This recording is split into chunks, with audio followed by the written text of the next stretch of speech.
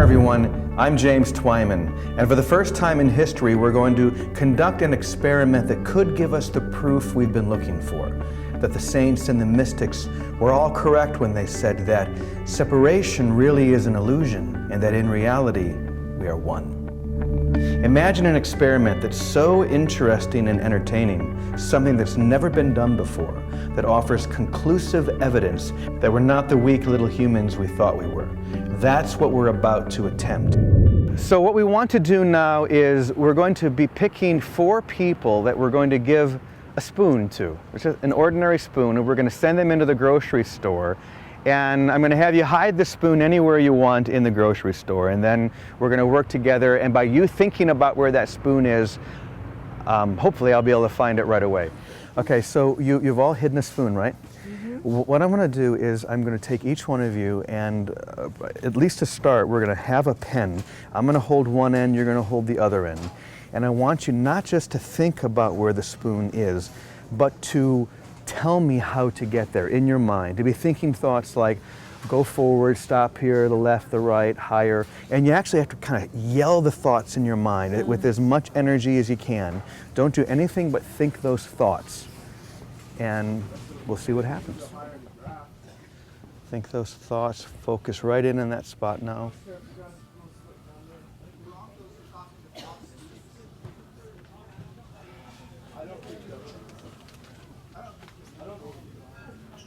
There it is. Right, good, very quick, wonderful, good job. All right, found the spoon number 1. There it is, way in the back. Okay, let me get it out so we can show everybody. Spoon number 2, okay, very good, thank you. And there it is. All right, spoon number 3, we got it.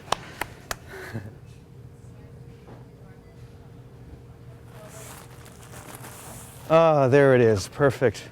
Well done. Thank you. That was great. Amazing. Here, you can have the spoon. Oh,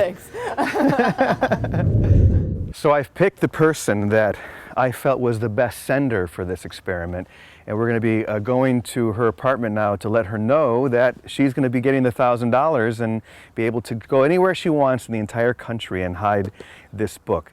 And then hopefully I can find it. So let's go and let Leslie know that she's the lucky person who's going to be able to do this. Hey, hi. How are you? Come on out for a second. So this is Leslie. Remember her from before, and she is the one. I just wanted you to know that you're the one that's going to be hiding the book. And so come on, let's go in, and I'll tell you what we're going to be doing. Okay. So Leslie, I want to tell you a little bit about what you're going to be doing. First of all, no one's ever tried this before, so it's pretty exciting for me. You're going to be taking this book, the Kabbalah Code. You can hide it anywhere in the continental U.S. that you want to hide it, but with a couple of stipulations. For example, you can't hide it somewhere that I can't get to, say in a locked safe or in someone's locked apartment, or sink it to the bottom of some lake. But if you want to hide it under a rock, if you want to hide it in a tree, anywhere in the continental U.S. that you want to go. Okay. That's fine. All right? Exciting. And the only thing left is you get yourself $1,000 to do whatever you want with. So you take that. Exciting. I'm going to give you the book. You'll be hiding that, and so we'll see you in a few days. Call me when you get back, all right? Okay, I will. Let's just stop for a second. Because like I said, she can go anywhere in the continental U.S. to hide the book. She can go and put it up a tree in Chicago or hide it in a ditch in Nevada. And once she's done that, then she comes back and we begin the second part of the experiment. And here's the challenge.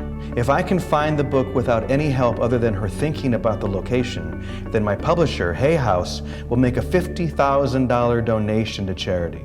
And if I don't find it, well, let's just say that that donation will be made one way or another. So Leslie, you just returned from hiding the book somewhere in the continental U.S., right? Yep. And I just want to confirm that you knew that you could hide it anywhere as long as it was a place that I could get to physically. Right, right.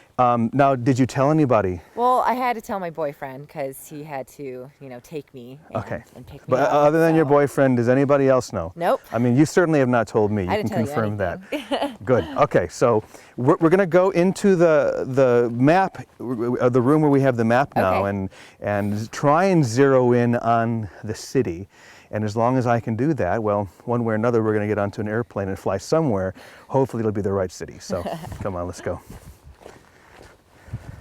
So as you can see, Leslie, we have this rather large map of the U.S., and this is what we're going to use to identify or focus in on the place where you hid the book. So I'm going to ask you first to go and stand right in the middle of the map. Just go ahead and stand there. And what I'm going to do is I'm going to walk around the map in a circle. And you're going to just kind of pivot your body and follow me. And I want to keep eye contact with you as much as possible, but I also want you to be aware of the city or the place where you hid the book. When I am walking by that place, I want you to think the word stop. And I'm feeling a lot of energy around the West Coast here. So I'm going to focus here on the West Coast. In fact, what I'll do is I'm going to get down here. You go ahead and stay where you are. And I'm going to begin moving my hands here along the West Coast. And I want you to, just as you did when I was walking, tell my hand when to stop. In your mind, of course. Okay, good. Keep it focused. It's coming pretty good now. Okay, at first I was feeling California, but I'm almost positive now that it's north of California, either in Oregon and Washington. But as I continue to go north, I'm feeling even more energy. So what I'm going to do is I'm going to go ahead and make a commitment at this point. And I don't want you to say anything to indicate whether I'm right or wrong, but I'm going to make a commitment at this point and say that you hid the book in Seattle. So what we're going to do next is we're going to get on an airplane. We're going to go to Seattle and go to the next step. So anywhere in the continental U.S. Seattle felt like the right place, but up until this point, I really don't know for sure. Let's just hope that we're not going there for a good cup of coffee. So while we're waiting here, I thought I would try and get some impressions that will maybe get us headed in the right direction once we get to Seattle. Okay.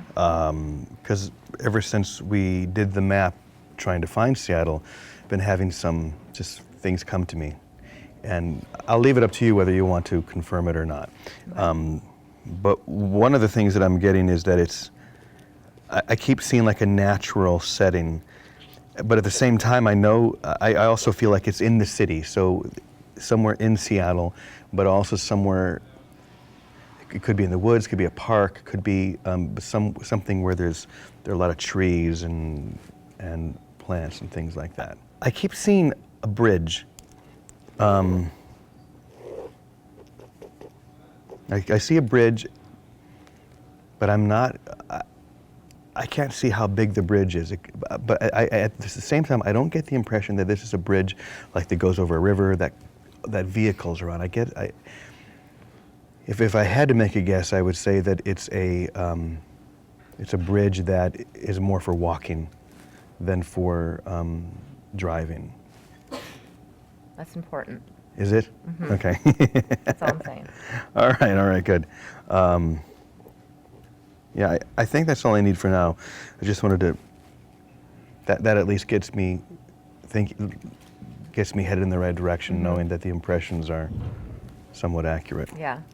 Good. That's pretty amazing that you not saying anything else.